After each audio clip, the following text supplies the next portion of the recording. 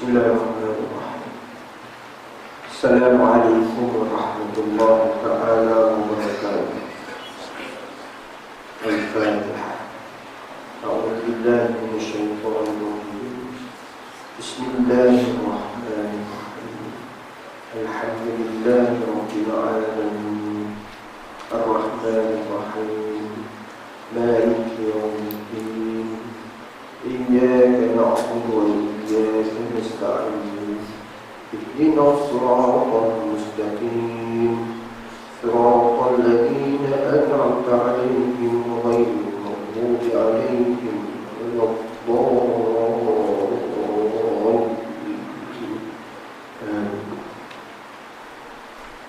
Innal hamdalillah nahmaduhu wa nasta'inuhu wa nastaghfiruh. ونعوذ بالله من شرور أنفسنا ومن سيئات أعمالنا. أشهد أن لا إله إلا الله وحده لا شريك له، وأشهد أن محمدا عبده ورسوله. بلغ الرسالة وأدى الأمانة ونصح الأمة وجاهد في الله حق جهاده. ونصلي ونسلم على سيدنا وحبيبنا وشفيعنا وزخرنا ومولانا محمد وعلى آله وأصحابه أجمعين، ومن سلك طريقه واستنى بسنته إلى يوم الدين. رب اشرح لي صدري ويسر لي أمري واحلل عقدة من لساني يفقهوا قولي. Alhamdulillah, mana kita sama-sama memanfaatkan setinggi-tinggi syukur kepada Allah Subhanahu wa Ta'ala dengan izin ayat serta hidayahnya, dapat kita bersama sekali lagi pada malam ini setelah beberapa bulan mungkin kita tidak dapat menyempurnakan kuliah kita. Jadi tuan-tuan, kita bersyukur pada Allah yang masih lagi memberikan kita kehidupan, memberikan kita ruang masa dan juga peluang hidup dengan kurniaan nikmat iman dan Islam yang masih kekal dalam diri kita, untuk terus kita istiqamah berada pada jalan Allah Subhanahu wa Ta'ala. Kerana ramai lagi di luar sana, di kalangan sahabat-sahabat atau saudara-saudara kita, ahli keluarga kita mungkin yang masih lagi tak dapat bersama dengan kita. Kita doakan mudah-mudahan kita kekal pada jalan ini, dan kita doakan juga mudah-mudahan mereka juga dapat bersama dengan kita pada jalan Allah Subhanahu wa Ta'ala. Tuan-tuan muslimin muslimat yang dirahmati oleh Allah Subhanahu wa Ta'ala, kita telah pun membincangkan surah An-Nazi'at. Surah An-Nazi'at ayat 1 hingga ayat yang ke-14. An-Nazi'at ayat 1 hingga ayat 14 sudah kita habis bincang, dan kita akan masuk pada ayat yang ke-15. Pada malam ini ayat yang ke-15, sehinggalah insya-Allah kita baca ayat yang ke-26. Ayat yang ke-15 hingga ayat yang ke-26. Seperti biasa, mari kita sama-sama membaca terlebih dahulu ayat-ayat daripada surah An-Nazi'at ini, mudah-mudahan diberkati oleh Allah Subhanahu wa Ta'ala. A'udzu billahi minasyaitonir rajim. Bismillahirrahmanirrahim. Hal ataka hadithu Musa idh nadahu rabbuhu bil wadil muqaddas tuwa idhhab ila fir'auna innahu tagha faqul hal laka ila an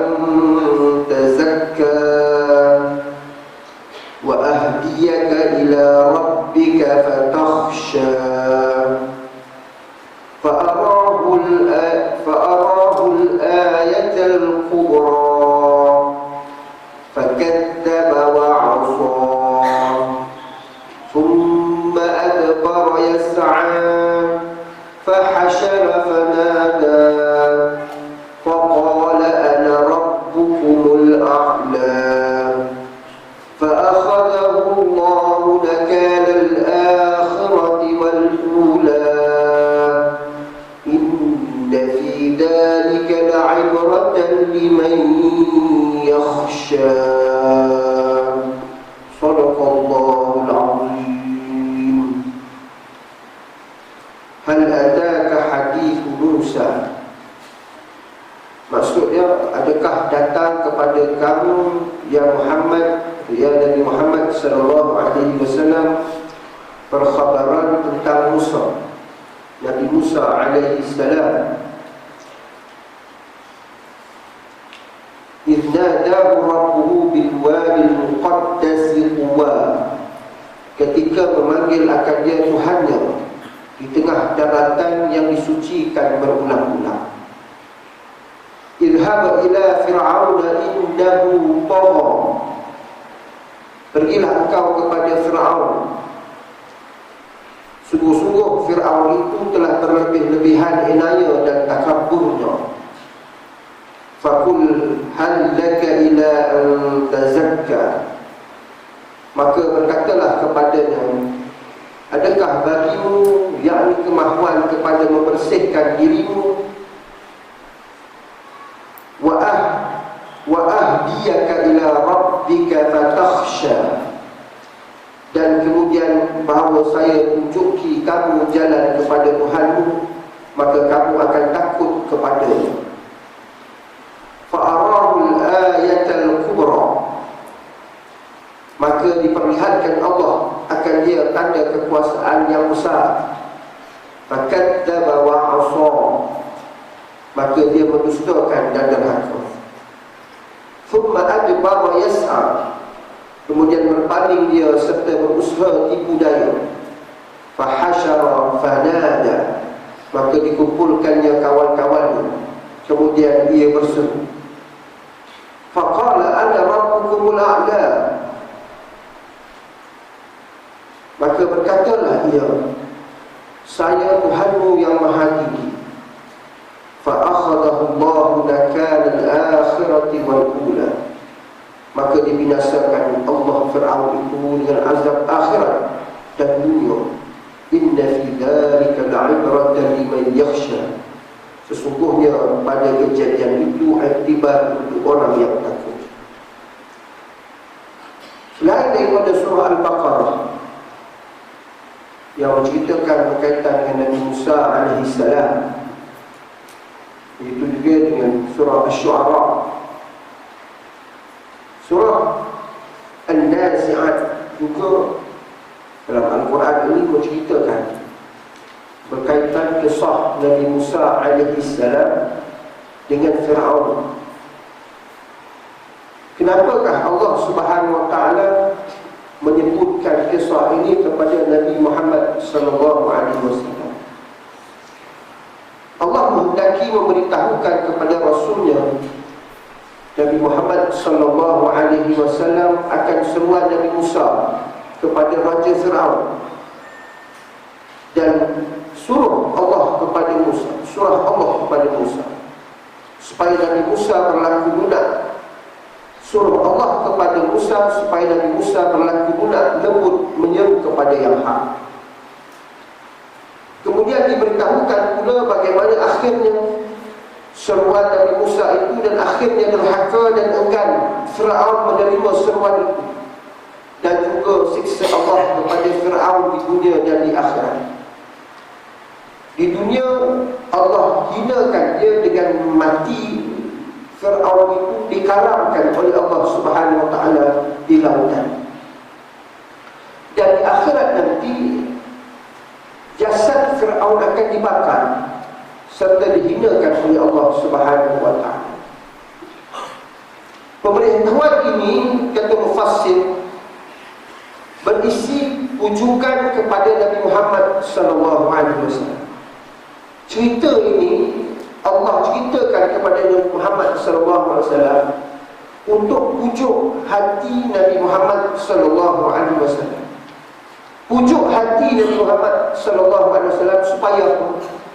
supaya jangan kesal, jangan kecewa, dan jangan gelisah, menderita.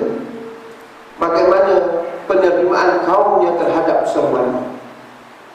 Cerita ni supaya Nabi Muhammad SAW ambil iktibar, supaya Nabi Muhammad SAW tidak kecewa, tidak kesal, dan juga tidak gelisah, menderita. Itu maksudnya tidak susah hati, sebab kaumnya tak dengar seruan Nabi Muhammad SAW. Dan macam-macam Nabi Muhammad SAW buat. Dakwah bermula dengan peringkat dakwah secara rahsia selama 3 tahun. Kemudian marhalah dakwah yang seterusnya, Nabi Muhammad SAW berdakwah secara terang-terang, ajak seru mereka kepada Islam, seru mereka kepada sembah Allah Subhanahu wa ta'ala. Dan tidak adalah perkataan yang lebih baik daripada itu, melainkan menyeru kepada jalan Allah Subhanahu wa ta'ala. Seperti mana firman Allah Subhanahu wa ta'ala sebut, wa man ahsanu qawlan mimman da'a ila Allah wa 'amila shalihan wa qala innani muslimin. Bagaimana Allah Subhanahu wa ta'ala sebut dalam Al-Quran, wa man ahsanu mimman da'a ila Allah. Adakah perkataan yang lebih baik selain daripada perkataan yang menyeru supaya menyembah Allah Subhanahu wa ta'ala, mengesahkan Allah Subhanahu wa ta'ala, dan mentaati perintah Allah Subhanahu wa ta'ala? Tak adalah seruan yang lebih baik daripada itu. Mereka seruan ajak orang sembah Allah, ajak orang faham agama, ajak orang taat kepada perintah Allah, ajak orang buat baik, tinggalkan kemungkaran. Ini seruan yang paling baik di sisi Allah Subhanahu wa ta'ala. Ada juga seruan-seruan lain, seruan pergi jadi kaya, seruan berniaga, seruan beli harta, seruan kumpul harta. Banyak seruan-seruan itu, tapi seruan-seruan itu tidaklah dia itu dapat menandingi seruan untuk kita ajak orang kepada Allah Subhanahu wa ta'ala. Macam-macam kerja Nabi buat, kerja dakwah yang Nabi buat. Nabi pergi daripada satu rumah ke satu rumah, satu rumah ke satu rumah Nabi pergi. Bukan dakwah macam kita ni, tuan. Dakwah macam kita ni senang sangat. Pergi surau, pergi masjid, dakwah. Lepas tu kerja dakwah pula bagi kat ustaz semua buat. Kita duduk relax kat rumah. Kerja dakwah ni semua orang bertanggungjawab buat kerja dakwah. Kerja dakwah ni nak semua orang kepada Islam, kerja kita semua. Jangan kita tangguhkan tanggungjawab dakwah itu hanya kepada para ustaz, para ulama, orang agama sahaja. Setiap kita bertanggungjawab untuk seru orang kepada Islam. Nabi ajar kepada kita, dan Nabi ajar kepada sahabat-sahabat radhiyallahu anhum ajma'in. Pergi daripada satu rumah ke satu rumah. Dan akhir dari marhalah dakwah Rasulullah SAW, Nabi utus para sahabat yang terpilih kepada kaum-kaum yang tertentu, kepada negeri-negeri yang tertentu. Seperti Nabi utus Mu'az bin Jabal, Musa al-Ash'ari kepada kaum yang berada di Yaman. Diutus para sahabat untuk apa? Buat seruan supaya mereka terima Islam, sembah Allah Subhanahu wa ta'ala.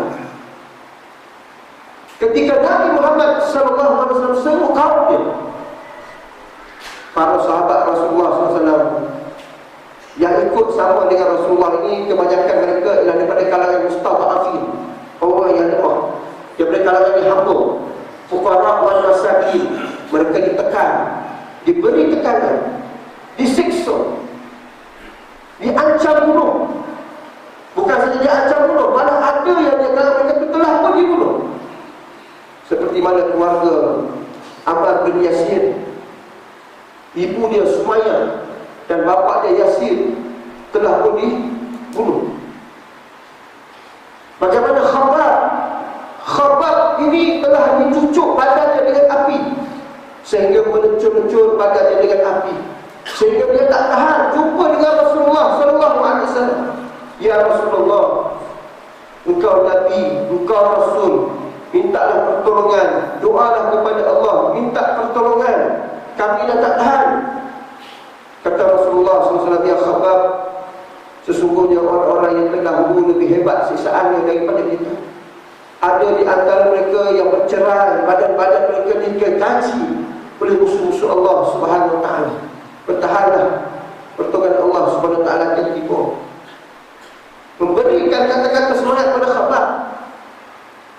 Rasulullah beri kata-kata semangat pada Khabbab. Tapi siapa nak bagi motivasi pada Rasulullah SAW? Rasulullah bagi motivasi pada sahabat. Oleh sebab itu Allah Subhanahu Wa Taala turunkan wahyu untuk beri motivasi kepada Nabi Muhammad SAW, supaya cerita-cerita, kisah-kisah yang diberitakan kepada Nabi ini dapat memberikan semangat kepada Rasulullah SAW untuk meneruskan risalah dakwah. Itu tujuannya. Dan supaya Nabi kita itu penuh harapan, selain daripada mengubat hati Rasulullah SAW yang kecewa, yang gelisah, yang susah hati kalau kaum dia tak terima dakwah Rasulullah SAW.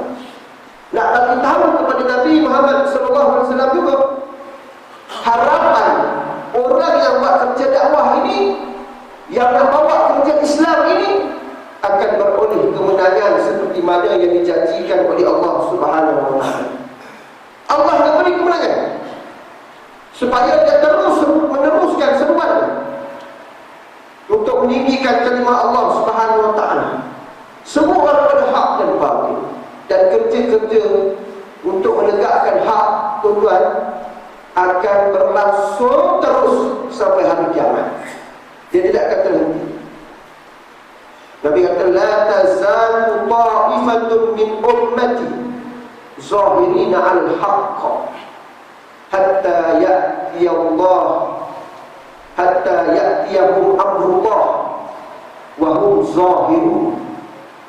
Kata Nabi, tidak akan sunyi atau tidak akan terputus daripada sejak kalangan umatku satu kumpulan, ta'ifatun zahirina 'alal haqq, yang akan sentiasa menzahirkan diri dia dengan kebenaran, sentiasa sungguh orang kepada kebenaran, tidak akan putus,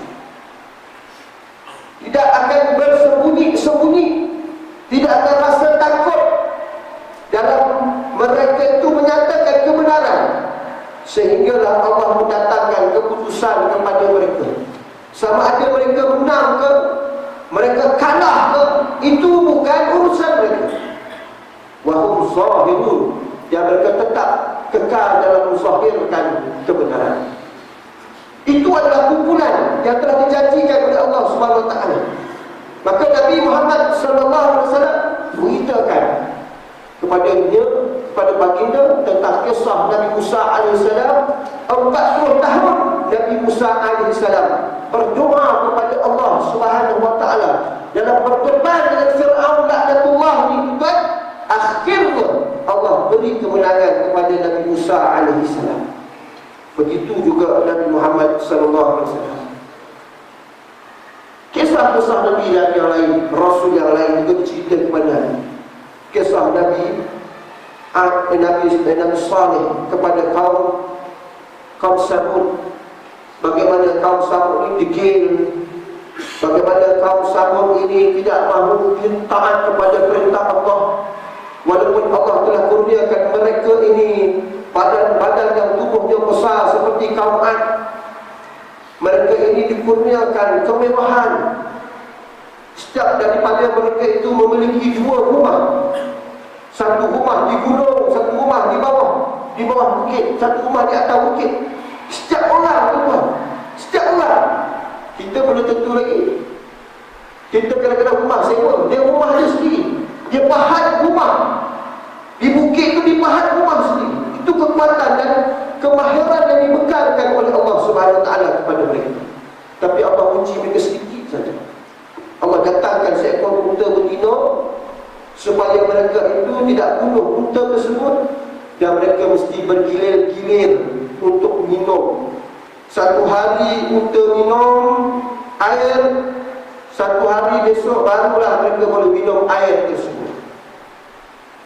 Ketika hari giliran untuk minum air, orang Samud tak boleh minum, tapi mereka boleh perah susu daripada unta betina tersebut. Allah perintahkan kepada Nabi Saleh bagi tahu kepada kaum Samud, jangan usik unta, jangan cederakan dia, jangan halau dia, jangan bunuh dia. Itu perintahnya. Dengan sabar Nabi Saleh bagi tahu kepada kaum Samud perintah Allah Subhanahu Taala ini, walaupun mereka kecam Nabi Saleh dengan macam-macam kecaman dan hinaan. Akhirnya mereka gagal taat perintah Allah. Mereka bunuh dan cabar Nabi Saleh supaya turunkan bala seperti mana yang dijanjikan. Maka Allah turunkan bala kepada mereka, beri kemenangan kepada Nabi Saleh alaihissalam. Kisah Nabi Nuh, 950 tahun dia hidup. Ketika umur dia kata riwayat daripada ahli sejarah, dan kalau kita tengok tafsir Ibn Katsir, umur dia dalam lingkungan 250 tahun baru dilantik menjadi Rasul. Ketika umur dia dilantik menjadi Rasul itu, berapa tahun tempoh yang sangat panjang dia berdakwah untuk seru kaum dia kepada Islam dengan sabar, walaupun di label gila seperti mana kaum musyrikin Mekah label Nabi Muhammad SAW itu gila. Ada penyakit yang tak boleh, penyakit yang berbahaya yang tak boleh diubat. Sebab itu Utbah bin Rabi'ah datang jumpa Nabi Muhammad SAW. Selepas ujian, celaan, hinaan, siksaan, tak jaya. Sebab Nabi dah bawa khabar gembira ini oleh Allah Subhanahu Wa Taala, taat, sabar. Jadi kaum musyrikin Makkah ini, bila mereka lihat Rasulullah SAW ini diseksa, orang Arab Islam ini diseksa, tak ada langsung berganjak walaupun seinci daripada kehidupan mereka sebagai seorang mukmin, maka mereka tukar planning. Kalau kasar tak boleh, kita buat cara rebut. Hantar Utbah bin Rabi'ah, seorang tua pemuka Quraisy, tawari, biar aku pergi jumpa Muhammad. Aku akan tahu apa dia supaya dia berhenti daripada dakwah. Jumpa Nabi Muhammad SAW. Nabi tahu Utbah ni bukan orang baik. Nabi tahu Utbah ni orang jahat. Bila dia datang nak jumpa Rasulullah tak halau dia. Kalau kita mungkin kita tengok musuh kita datang rumah, mungkin kita halau. Tapi Nabi Muhammad SAW dia tak halau, dia jemput masuk. Apa yang kamu nak, wahai Abul Walid? Kamu nak apa? Kata Utbah bin Rabi'ah, dengar aku nak cakap ni wahai Muhammad. Dengar. Kata Nabi Muhammad SAW, silakan. Dia cakap, wahai Nabi Muhammad SAW, kalaulah engkau buat kerja dakwah ini kerana inginkan harta, kami sedia untuk mengumpulkan sebanyak mana harta kamu boleh beri pada kami, dengan syarat kamu ini dakwah. Itu tawaran yang pertama. Tawaran yang kedua, kalaulah engkau buat kerja dakwah ini semata-mata kerana nakkan kedudukan, nak pangkat, nak jadi raja, kami akan angkat kau jadi raja di kalangan kami. Tawaran yang kedua. Tawaran yang ketiga, kalau kau buat kerja dakwah ni semata-mata kerana nak perempuan cantik-cantik, kami boleh kumpulkan semua perempuan cantik-cantik itu bagi pada kau, dengan syarat hentikan kerja dakwah. Kalau itu bukan semua sekali, itu bukan matlamat kamu, tapi sesungguhnya kamu ada penyakit yang sangat-sangat susah untuk diubati, kami sedia mencarikan tabib yang paling handal untuk ubat penyakit kau. Sebab kami nampak kau ni penyakit kau luar biasa semua. Dia kata Nabi Muhammad SAW ada penyakit. Nabi kata, Nabi tak jawab. Nabi kata kepada Utbah bin Rabi'ah, wahai Abul Walid, sudahkah kau cakap? Nabi dah bagi aku cakap. Nabi tak jawab pun tawaran-tawaran tersebut. Nabi Muhammad sallallahu alaihi wasallam baca surah Fussilat. Baca surah Fussilat sehinggalah ayat yang ke-13. Bila Nabi sallallahu alaihi wasallam sebut faqul fa in a'radu faqul anzartukum, maka sekiranya kalau mereka itu berpaling daripada kamu ya Muhammad, ingatkan kepada mereka. Faqul anzartukum, ingatkan kepada mereka. Sa'ikatan misla sa'ikatin 'ad wa samud, bagaimana kami timpakan, hancurkan kaum Ad dan kaum Samud dengan petir yang sangat kuat. Bagaimana kami hancurkan mereka, ingatkan kepada mereka tentang kehancuran. Ketika Nabi sebut ayat yang ke-13 itu, pembangun yang tutup mulut Rasulullah SAW. Cukup wahai Muhammad, cukup, aku tak sanggup nak dengar lagi dah. Dia balik, dia bagi tahu pada kaum musyrikin Makkah, kaum Quraisy, terusah ganggu Nabi Muhammad, terusah ganggu biar dia nak buat kerja dakwah dia.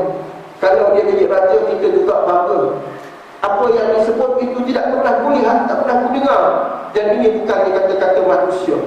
Kata kaum musyrikin Makkah di kalangan pembesar-pembesar Quraisy kata kepada Rasulullah, sudahlah bertuah, telah pun disihir oleh Muhammad sallallahu alaihi wasallam.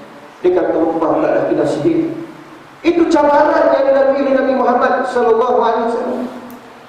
Sebab itu kalau tak kuat iman, tak cekal hati, tak kuat keyakinan kepada Allah Subhanahu Wa Taala, sudah kita rasa berundur untuk kerja-kerja dakwah. Kerja-kerja dakwah bukannya satu kerja yang dibentangkan dengan permaidani merah, tetapi sesungguhnya kerja-kerja dakwah itu secara sunnatullah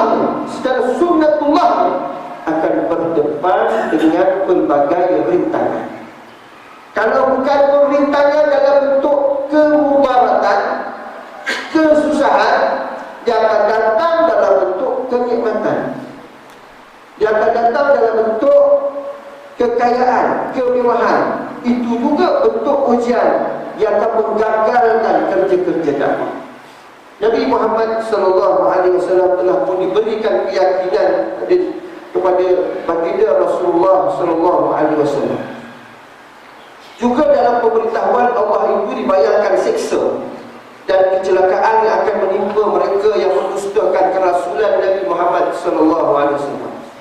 Dan menakuti orang-orang yang mendustakan itu, yaitu sesungguhnya Allah yang membinasakan Fir'aun kerana kufur dan zalimnya. Sekalipun ia seorang raja yang amat besar, kuasa pula membinasakan orang-orang yang kufur dan zalim masa sekarang. Jadi kita baca yang tadi itu dia punya mukadimah tu kan.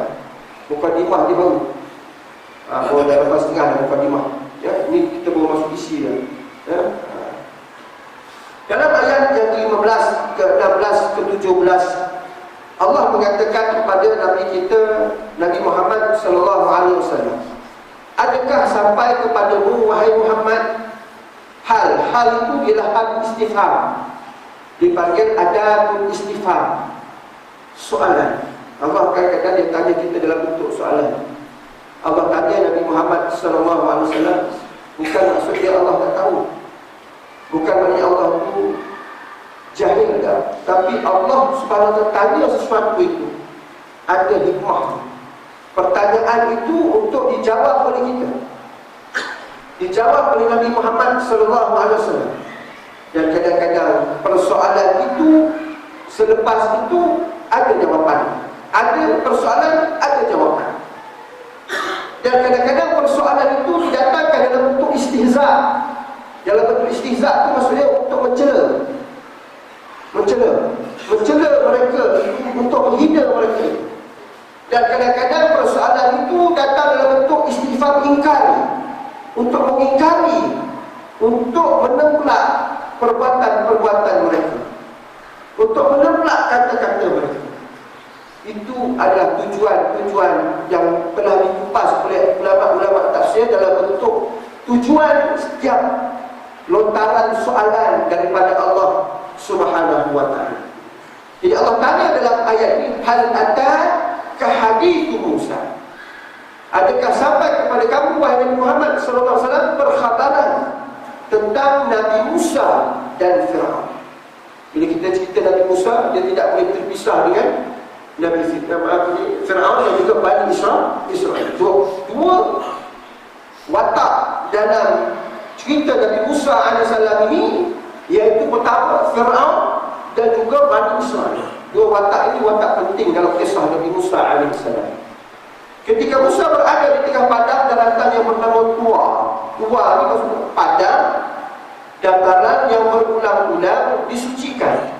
Lepas tu Allah sebut di sini dalam ayat yang ke-16, ketika memanggil akan dia Tuhannya di tengah daratan yang disucikan berulang-ulang.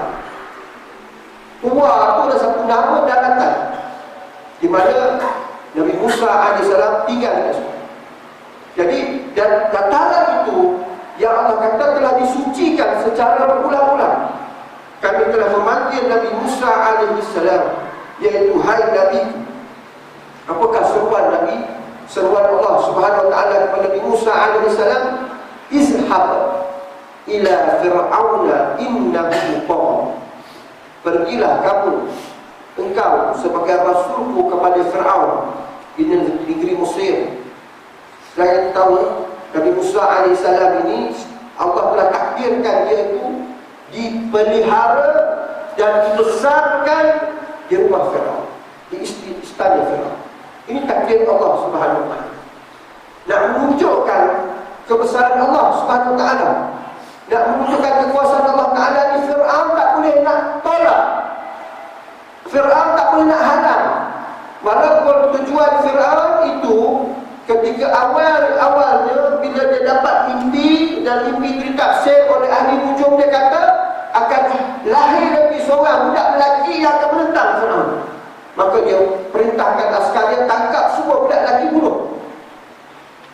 Tapi Allah telah takdirkan, beri ilham kepada Nabi Musa AS supaya letak Nabi Musa AS itu di satu tempat, kemudian dialirkan di sungai, dan Allah telah bawa Nabi Musa AS pergi ke istana Fir'aun.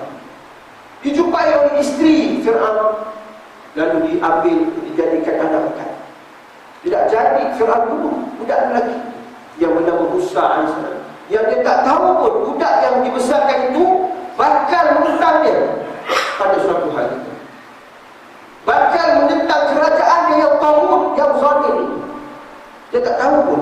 Ini takdir Allah Subhanahu wa taala. Kalau kita manusia, dia tak boleh rasa dia hebat. Macam Fir'aun ini, dia sama sifat macam iblis lah. Dia rasa dia takabur. Takabur ni maksudnya besar diri. Besar diri maksudnya kita rasa kita ni hebat, kita rasa kita ni lebih bijak daripada Allah Subhanahu wa taala. Manusia bila dia rasa lebih bijak daripada Allah Ta'ala, dia macam Fir'aun. Sebab Fir'aun kata, aku lebih hebat daripada Tuhan Musa. Kalau Tuhan boleh hidup mematikan, aku boleh juga hidup mematikan. Aku bagi kehidupan kepada orang, aku juga beri kematian kepada orang. Sebab itu dalam ayat ini disebut bagaimana Musa dia kata diri dia itu Tuhan yang Maha Tinggi. Dia sebut diri dia Tuhan sebab dia rasa diri dia hebat. Begitulah juga macam Syaitan pun begitu. Dia rasa diri dia hebat. Wastakbara, Allah sebut dia enggan sujud kepada Adam. Wastakbara, dan dia juga takabur. Sebab apa dia takabur? Sebab dia rasa diri dia hebat. Dia dicipta daripada api, sedangkan Adam dia dicipta daripada tanah. Dia hidup lebih lama dulu daripada Adam. Dulu hidup daripada Adam. Kenapa dia perlu sujud kepada Adam? Perintah Allah Ta'ala itu diingkar kerana takabur. Jadi hati-hati tuan-tuan, kalau kita ada sebesar zarah, sebesar biji tamar pun, ada perasaan takabur, ada perasaan riak, ada perasaan ujub dalam diri kita, kita akan dibakar dengan api neraka Allah SWT. Jadi kita hilangkan. Bagaimana kita nak hilangkan diri kita ni daripada sifat takabur? Macam mana cara dia? Bila kita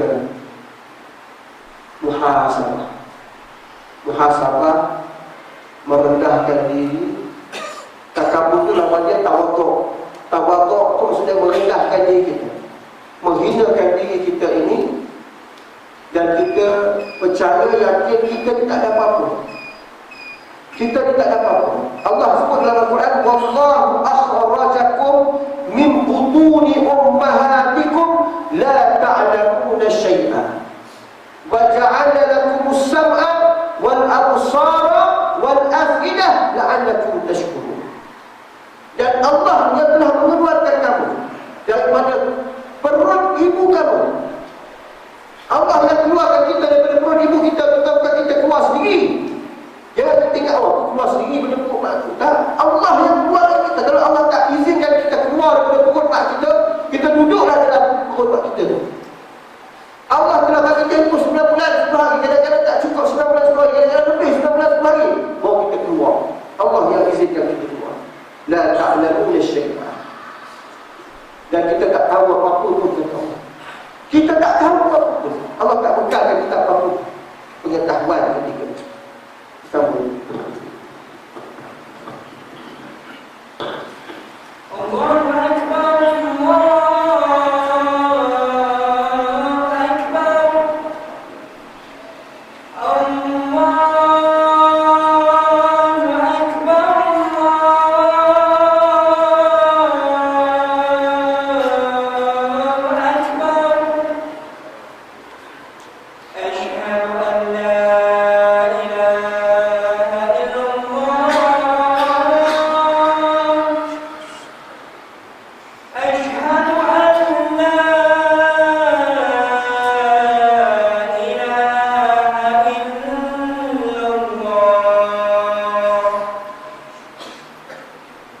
Asyhadu an la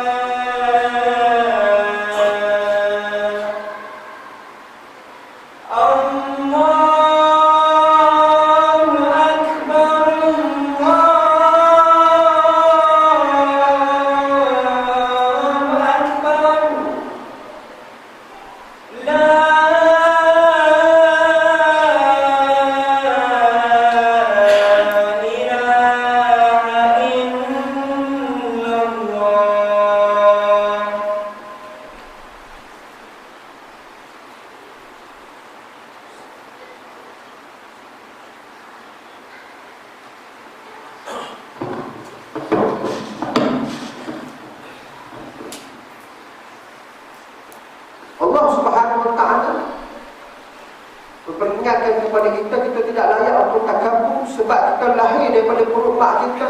Kita tak ada apa-apa. Tidak ada apa-apa pengetahuan. La ta'lamuna syai'.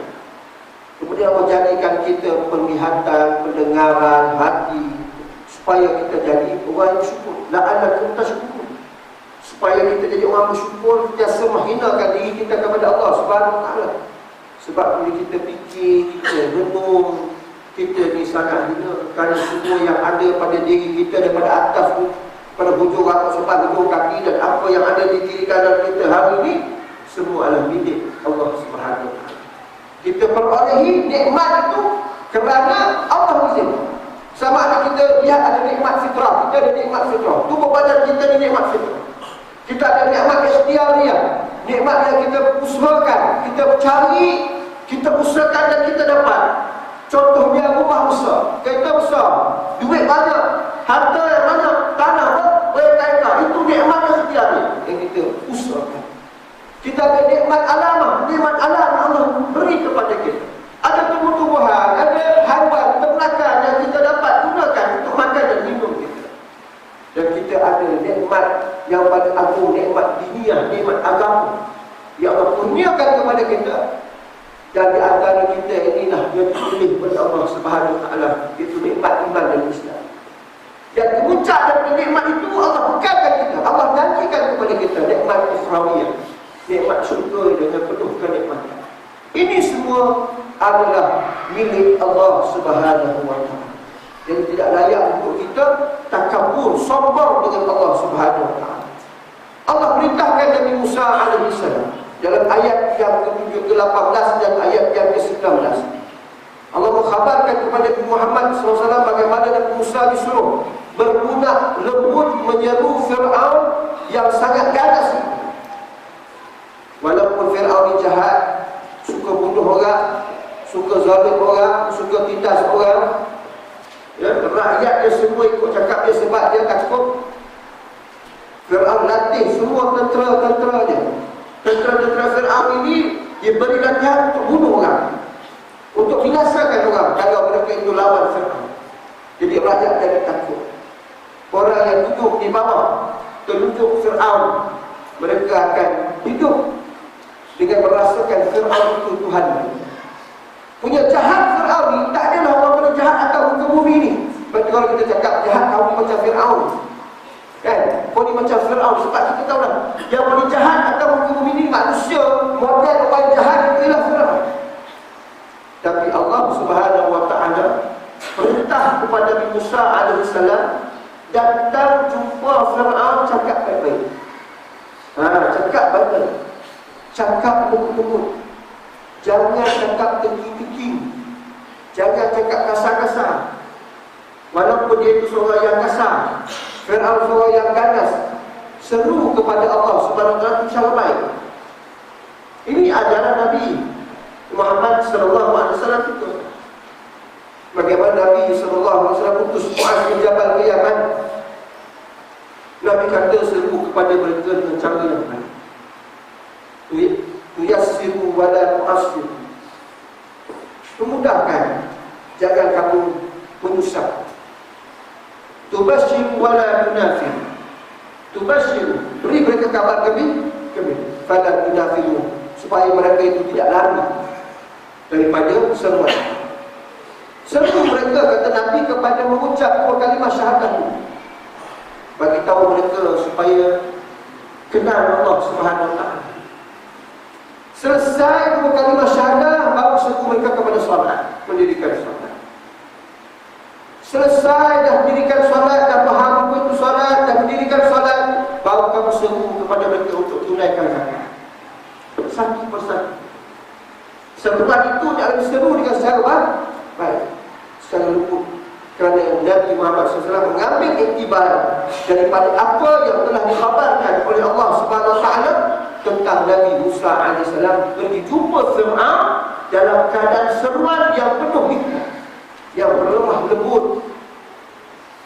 Bagaimana Allah Ta'ala beritahu kepada Musa, hai Nabi Musa, setelah engkau bertemu nanti dengan Fir'aun yang kejam itu, berkatalah kepadanya baik-baik. Nak kata apa? Hai Raja Fir'aun, Allah sebut fakul hal laka ila an tazakka wa ahdiyaka ila rabbika fatakhsha. Hai Raja Fir'aun, adakah Tuhan mempunyai kemahuan dan keinginan hendak membersihkan diri? Tuhan daripada mempersekutukan Allah dan daripada segala sifat dan keadaan Tuhan yang tidak patut dan tidak baik. Nabi Musa beri tawaran kepada Fir'aun, walaupun dia tahu Fir'aun itu keras. Kita tuan-tuan, orang lawan Islam sebab dia tak tahu. Betul? Dia tak tahu. Kita hari ini sibuk pasal hudud. Orang tak nak hudud sebab dia tak tahu. Kita anggap dia tak tahu, atau dia saja-saja tak tahu. Pura-pura tak tahu, Wallahu'alam. Dengan maklumat yang ada hari ini, medium untuk mendapatkan maklumat sangat luas hari ini, kebarangkalian orang tak tahu tu peratusnya sedikit. Ya, peratusnya sedikit. Kalau kita tanya kepada orang Islam hari ini, adakah kamu tak tahu sembahyang itu wajib? Ramai orang akan jawab, majoritinya tahu sembahyang itu wajib. Tapi ini ramai juga yang tinggalkan sembahyang. Betul tak? Betul tak? Ramai yang tinggalkan sembahyang. Adakah kalau kita tanya orang Islam hari ini, tutup aurat itu wajib tak? Ramai kita tahu wajib. Wajib, dosa, dekat aurat. Tapi ramai juga antara kita orang Islam yang mendedahkan aurat.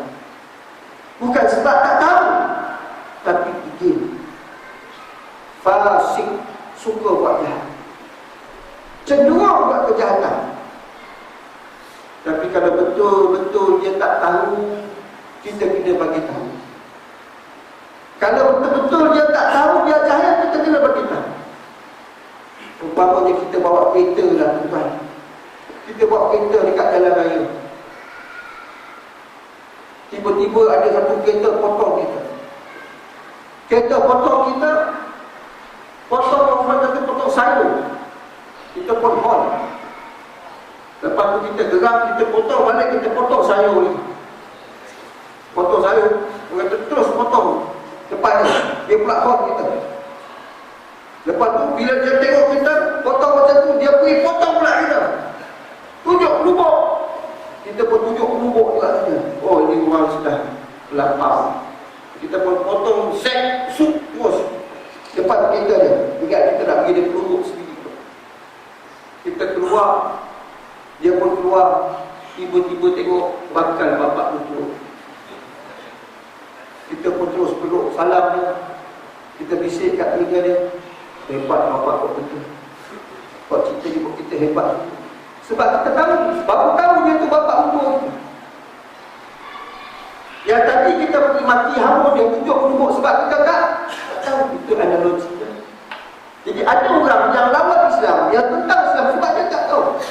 Maka tugas kita nak bagi tahu kepada mereka. Kalau mereka tentang hudud, ada orang tak suka hudud, tak tahu pun tentang hudud. Orang bukan Islam, orang kafir yang faham hudud, dia boleh terima hudud sebab dia faham hudud. Tapi ada orang Islam yang tak faham hukum Islam, hukum jenayah Islam. Hukum jenayah Islam ini bukan hudud saja, kisah hukum jenayah Islam, taksir hukum jenayah Islam. Dia tak tahu, jahil tentang itu, maka dia lawan hukum Allah SWT. Kita nak bagi faham, nak bagi maklumat, nak bagi tahu kepada mereka. Dalam kisah contohnya lepas kisah, siapa yang tahu kisah itu, bukan mestinya kita nak bunuh, balas bunuh. Di situ ada hukum selain daripada membunuh. Bunuh balas bunuh. Iaitu kita, kalau waris maafkan dia, dia tak perlu dibunuh. Dia boleh bayar pampasan atau ganti rugi dia dengan 100 ekor unta. Kalau dia korek biji mata orang sampai terkeluar, dia tak perlu korek biji mata orang sampai keluar. Dia boleh bayar dengan pampasan, iaitu 50. Kalau kita 100 ekor unta, dia 1/2 daripada dia kena bayar 50 ekor unta. Maka sebelah mata kita ni harga dia 50 ekor unta. Siapa tahu? Sebab kita tak pernah belajar. Jari kita ni tumpah kalau putus, orang patah kan, putus, patah, putus. Dah patah, putus. Berapa nilai jari kita ni? 10 ekor unta. Siapa tahu? Kita tak pernah belajar. Begitu juga dengan hukum hudud yang telah disebut oleh Allah Subhanahu Wa Taala dalam Al-Quran, jelas. Jangan main-mainkan dia. Kalau kita tak tahu, buat jangan tak tahu. Biar diam saja. Tak ada maklumat apa, diam. Jangan pandai-pandai kata hukum ini bukan hukum Allah. Sedangkan dalam Al-Quran ada tilka hukumullah. Begitu juga dengan qisas, kutiba alaikumul qisas. Allah sebut ya ayyuhallazina amanu kutiba alaikumul qisas fil qatla. Kisah itu wajib ke atas kamu dalam urusan pembunuhan. Ada dalam Al-Quran itu. Tak bolehlah kita kata tak tahu. Sebab itu perintah Allah SWT. Jadi kita nak bagi maklumat, nak bagi ilmu. Ilmu ni pula tuan, ada banyak cara lah. Kita kena cari, kita kena tuntut. Sebab itu benar kata Allah, kata Rasulullah SAW, khairan yufaqihu fid din.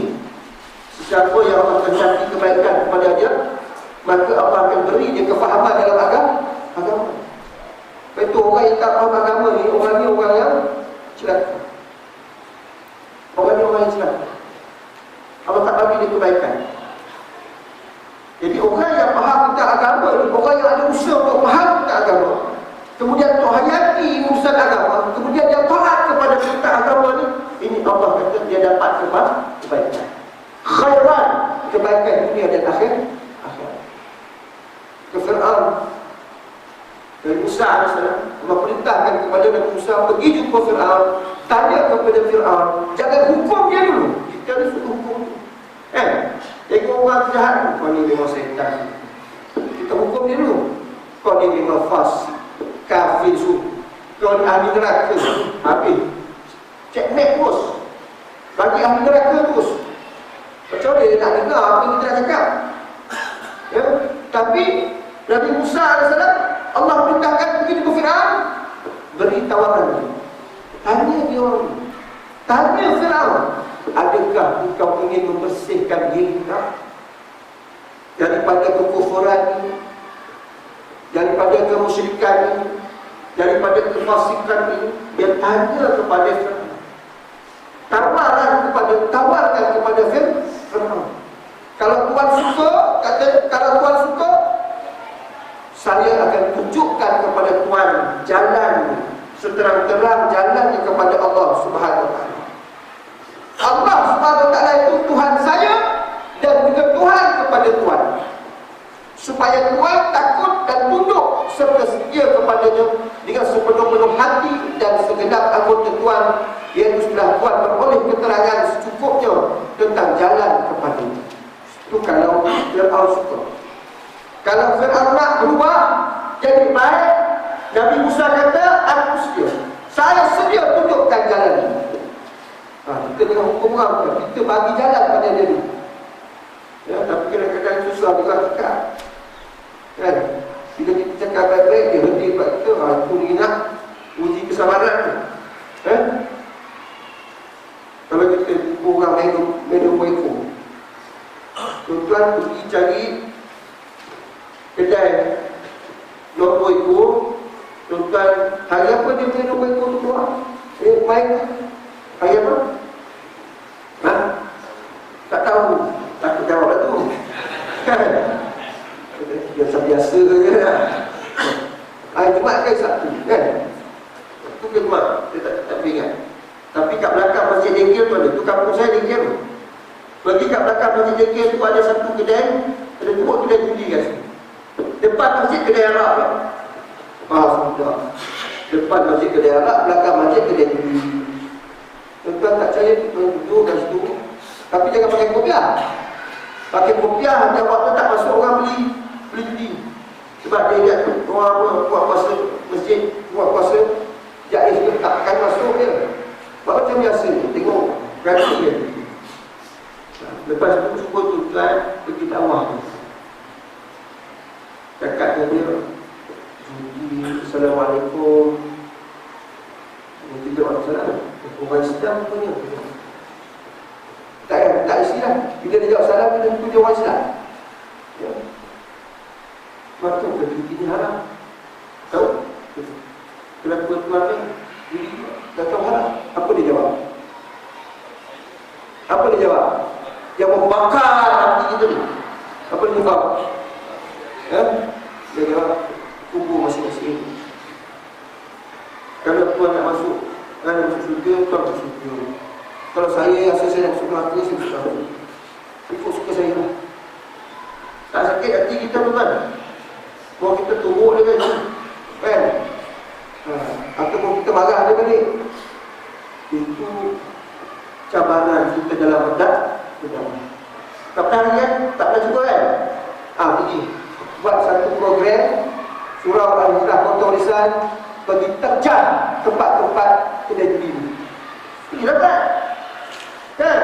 Dakwah ni bukan duduk dekat surau ya, bukan masjid. Pergi buat abang-abang Nahimu bukan. Yang tengok respon macam mana, mendukung kita macam mana. Oh, kita ada cabaran dalam berdakwah. tahu macam ni susah dia dakwah. Kena maki, kena hamut, kena marah. Betul. Bukan dakwah duduk pergi masjid, pergi surau, gua. Senang je dakwah semua orang buat baik. Memang orang semua buat baik, betul lagi. Tapi kita nak cegah dua perkara ni bukan satu perkara yang sangat tu. Macam Nabi Musa AS pergi jumpa Firaun, dia tahu dah.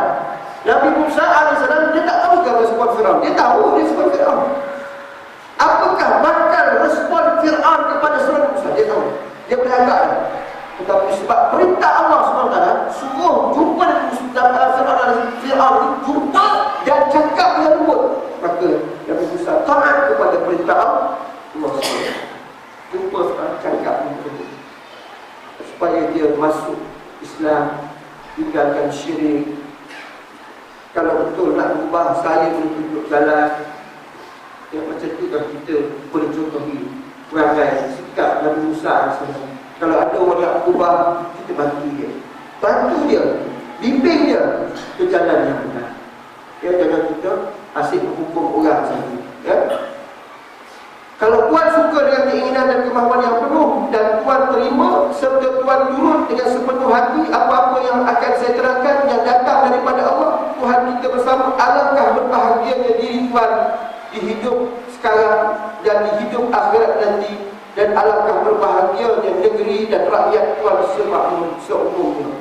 Jadi dia bagi tahu pada Nabi Firaun, Musa bagi tahu, kalau Tuan terima seruan saya ini, Tuan akan bahagia.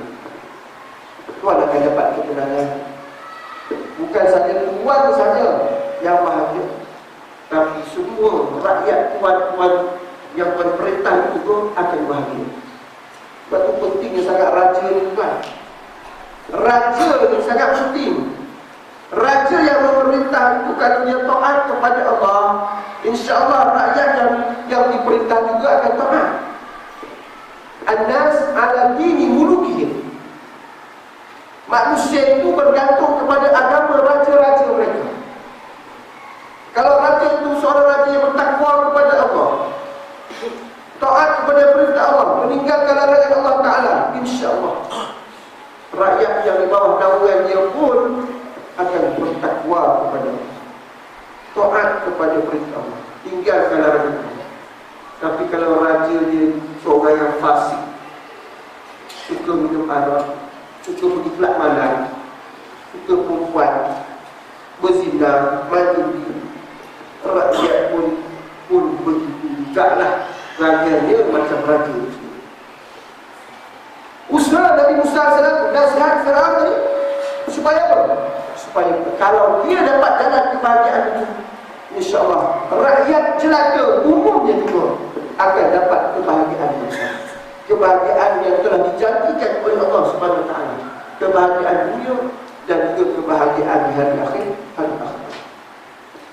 Ayat yang ke-20 sehingga ayat yang ke-24, bagaimana Allah mengkhabarkan apa-apa yang terjadi setelah Nabi Musa AS berkata lunak lembut itu, iaitu Firaun tidak puas dan tidak mencukupi kepada keterangan Nabi Musa yang hanya dengan perkataan yang lunak lembut semata-mata.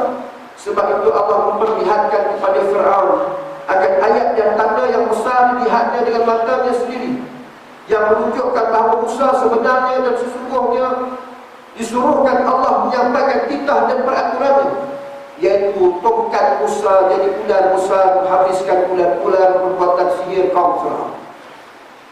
Dikatakan itu ayatan. Bila Allah sebut fakazzaba wa 'asa faqul wa ahdiyaka ila rabbika fatakhsha wa fa'arahu ayatan kubra, maka ditunjukkan kepada Firaun itu tanda-tanda kebesaran Allah SWT, tanda yang besar. Apa dia tanda yang besar? Iaitu Allah bekalkan kepada Nabi Musa AS itu tongkat asah, tongkat yang boleh menandingi sihir-sihir, tukang-tukang sihir Firaun. Zaman Firaun ini bukan zaman yang sangat masyhur dengan sihir. Di istana Firaun sendiri dia ada tukang-tukang sihir yang berlatih.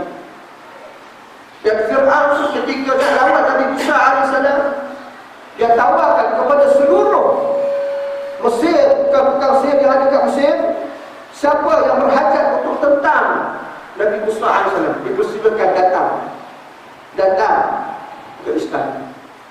Beratus-ratus tukang sihir daripada seluruh Mesir datang, masing-masing bawa tali.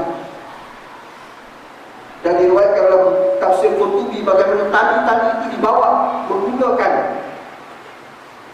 kuda, kerana banyaknya tali yang dibawa. Tali tadi sebab apa nak campak dari kaulah. Dia sihir kan? Ya. Sihir ni dia bukannya hakikat. Dia adalah satu penipuan. Dia tipu. Diceritakan dalam tafsir Qurtubi bagaimana antara tali yang dicampak oleh tukang sihir Firaun tadi itu, dia bertukar jadi ular. Orang nampak macam ular. Ular yang sangat besar. Sehingga dah digambar oleh Qurtubi bagaimana mulut ular itu mengarah luas daripada atas istana Firaun sampai ke bawah tanah, sampai ke tanah istana Firaun. Sepunya luas, ular punya besar ular. Orang nampak besar ular itu, sehingga ular yang bertukar tadi bukan ular itu, dia kejar kat Firaun. Dia kejar Firaun. Firaun kata bukan kaki yang kau kejar besar. Dia salah kejar. Semua orang nampak hebat tukang sihir. Tapi bila Allah campak, Nabi Musa campak tongkat dia. Mukjizat, ini mukjizat. Ini bukan sihir, ini mukjizat. Mukjizat tak boleh belajar. Sihir ni boleh belajar. Mukjizat ni bekal daripada Allah untuk melemahkan semua mereka yang mencabar Allah SWT. Sudah macam perkataan mukjizat daripada ajazah, melemahkan semua orang yang nak cabar Rasul yang diutuskan oleh Allah SWT. Maka bila Nabi Musa AS campak, orang semua nampak tali itu jadi ular. Tapi Nabi Musa AS tak nampak tali itu jadi ular. Nabi Musa nampak tali itu tetap tali, sebab dia tak kena sihir. Tapi orang ramai termasuk Firaun dia kena sihir. Bila dia campak tongkat dia, tongkat itu betul-betul jadi ular. Ini bukan sihir. Tongkat betul-betul berubah jadi ular dan menendang semua tali-tali yang dicampak oleh tukang-tukang sihir Firaun. Tukang-tukang sihir Firaun ni dia tahu tongkat yang dicampak oleh Musa itu bukan sihir, sebab dia betul-betul jadi ular yang besar, yang telah menendang seluruh tali-tali tukang sihir, sehingga mereka ini tadi beriman kepada Nabi Musa AS. Tukang-tukang sihir itu beriman. Dan mukjizat itulah telah membuktikan bahawa Nabi Musa AS ini ialah Rasul yang diutuskan oleh Allah SWT, yang bawa kebenaran, nak suruh Fir'aun sembah Allah SWT. Ayatan kubra, satu tanda yang sangat besar. Macam Nabi Muhammad SAW diukarkan mukjizat yang kekal sehingga hari kiamat, iaitu Al-Quran dan kalam-Nya. Ini mukjizat. Quran yang kita baca ni mukjizat. Jangan ingat Quran ni kata-kata biasa, kalam masyarakat. Ini kalam Allah. Ini bukan tulisan-tulisan biasa. Ada orang ingat Al-Quran ni ini juga ditulis oleh manusia. Kata dia campak sana, campak sini, pijak sana, pijak sini. Al-Quran ini kalam Allah. Kalam Allah. Tulisannya saja pada manusia, tapi kandungannya, kontennya, lafaz dan maknanya itu daripada Allah SWT. Kita kena baca, tanggungjawab kita baca, faham, hayati, amalkan dan juga sampaikan. Itu tanggungjawab kita dengan mukjizat yang Allah bekalkan kepada Nabi Muhammad SAW. Kekal saja. Nabi Musa AS campakkan tongkatnya sebagai satu tanda kebesaran daripada Allah Subhanahu wa Ta'ala. Apakah yang terjadi sesudah Fir'aun melihat dengan matanya sendiri akan ayat dan tanda itu? Apakah persoalannya? Apakah Fir'aun percaya dan mengakui apa yang disampaikan Musa itu? Jawapannya adalah tidak. Kerana takabur dan sombongnya Fir'aun itu, maka Fir'aun tetap dan kekal dalam berkufur. Jadi insyaAllah kita berhenti setakat ni, dan kita akan sambung nanti kisah ini pada ayat 4 hingga 6 ini pada suriah yang akan datang. Allah. A'udzubillahi minasyaitanir rajim. Alhamdulillahirabbil alamin. Wassalatu wassalamu ala asyrafil anbiya'i wal mursalin wa ala alihi wasallam. Allahumma arina al-haqqa haqqan warzuqna wa arina al-batila batilan warzuqna ijtinaba. Allahumma ja'alna minal mustaqimina wa la tattabi'na Allahumma ja'alna ma'ana wa ja'alna ma'ana wa tafarraqna min ba'dika.